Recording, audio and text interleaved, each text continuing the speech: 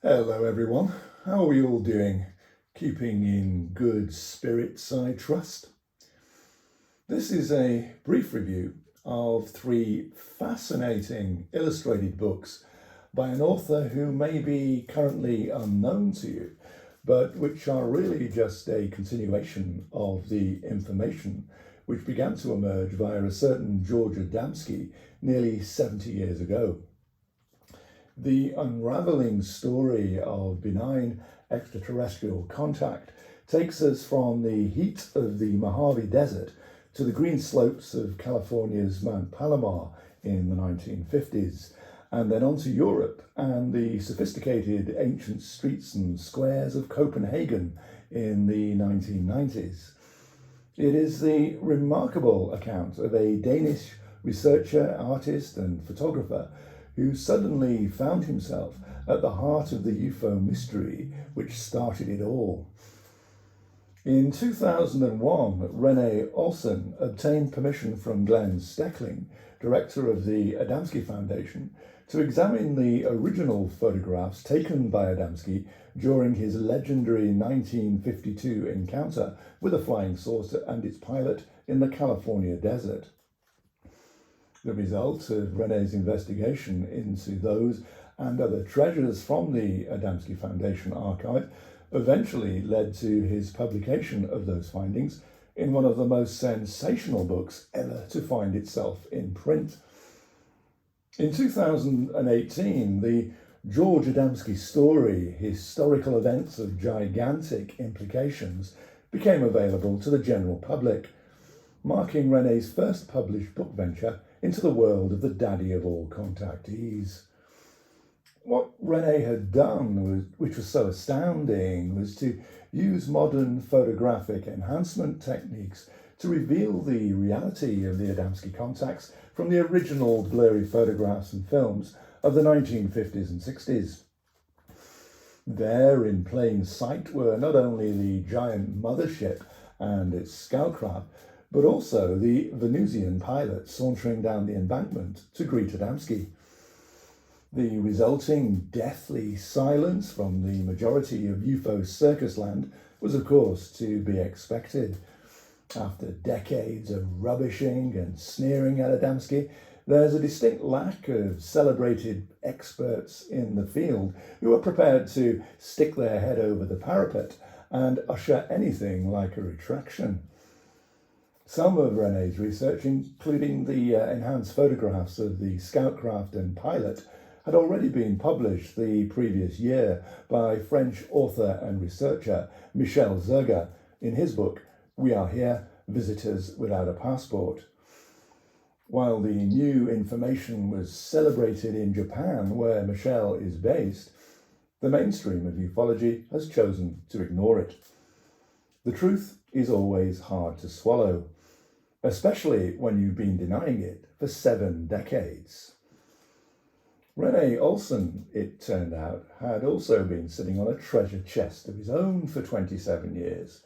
For in 2019, he made the decision to publish the first of 2 books detailing his own contactee experiences with 2 human extraterrestrials who had sought him out in the early 1990s.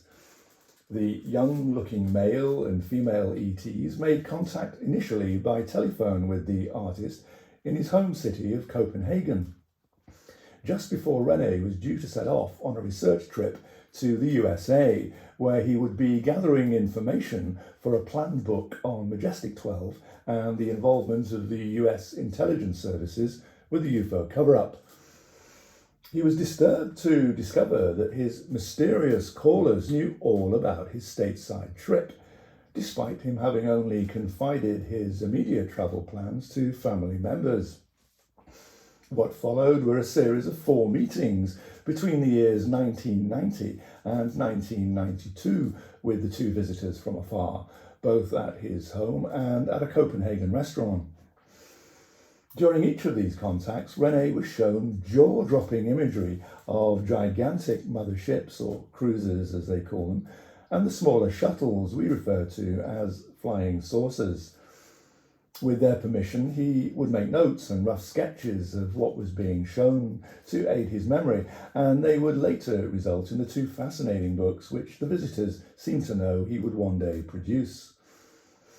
One of the shuttles was identical to the famous Adamski scout craft, with the three balls on its undercarriage, which the Californian philosopher had first photographed in 1952. The other shuttle was a newer elliptical craft capable of interplanetary travel without a mothership, which had also been previously filmed by Adamski.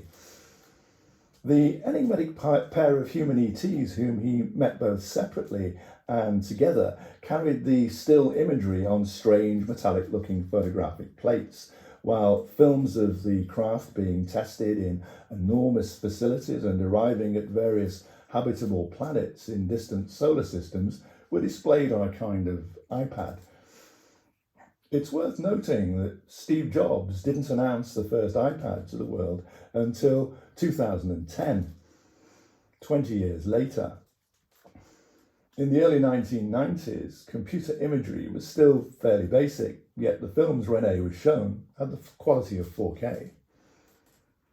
The two young visitors, whom he describes as being indistinguishable from other attractive-looking Scandinavians, had brown hair and blue-grey eyes, and were clearly intent on Rene remembering both the imagery and the technical information about the electromagnetic engines which powered their craft. They were well aware that their chosen communicator would not be rushing into print with these astounding revelations, but frequently used the term for future reference during their conversations. Rene took this to mean the information was not for immediate publication. A couple of years after the final meeting, he got the urge to attempt to contact them again, but both telephone numbers were by then inactive. He tried calling the Danish laboratory where the woman had been working, only to be told that she was no longer employed there. It had been explained to him during one of the conversations that the visitors would often take jobs in scientific establishments while visiting different developing worlds in an attempt to give assistance where possible. They were not allowed to interfere directly with the alien culture, but the odd hint or encouragement in the right direction was acceptable. Advanced civilizations travel and teach on less developed worlds as a matter of course, rather like foreign students extending their own knowledge of other planetary societies, while imparting what useful knowledge of their own that they can. Service to others is the norm, as opposed to the earthly obsession with the ego and service to self. One of the problems they encounter is the rigid mathematical belief systems of Earth scientists, who will have to begin shedding both their arrogance and assumptions if they are to ever understand the concepts of what the visitors call instant travel between other planets and galaxies. Everything in the universe is connected, so interplanetary journeys, which would take light years according to conventional science, take just a matter of minutes for their craft, which use the magnetic lines of force between the spheres. So after much deliberation and heart-searching, in 2019, the first illustrated book about his contacts, The Alien Visitors, finally saw the light of day. The intriguing cover depicts the elliptical type of Adamski Scout landed in a futuristic cityscape with passengers disembarking. It was quickly followed this year, 2020, by The Alien Visitors Volume 2, in which he goes into greater detail about the origin of his contact information. I know from my own interactions with Rene that his decision to publish will not have been taken lightly. He is not a man who instinctively seeks the limelight like so many in this upside-down world of ours. For his part, he has completed the mission for which he was selected. As with Adamski, the information and the imagery is now out there. Accept it or reject it. It won't change the facts and the manner in which they were experienced. Each book contains Rene's written memories and his beautiful artwork, depicting the images he was shown all those years ago on another worldly iPad and 15 metallic photographic plates. We see the glorious natural lines of these travel machines in all their magnificent splendour, along with imagery of the control panels and colourful screens used by the pilots as they monitor their next destination. He also goes into detail about the power source the visitors seem very keen for us to know about, along with their existence amongst us and the idyllic craft they arrive here in. A power source which could change the world as we know it and give today's greedy terrestrial power companies a run for their money. There are links to where you can buy all three of Rene's books in the video description box below. As the female visitor herself describes it, the gravitational field propulsion coupled with the electromagnetic engines produces a symbiosis of two principles which can generate almost unlimited energy to be used in many aspects technologically, not only transportation. I think we all know where she was going with that one, don't we?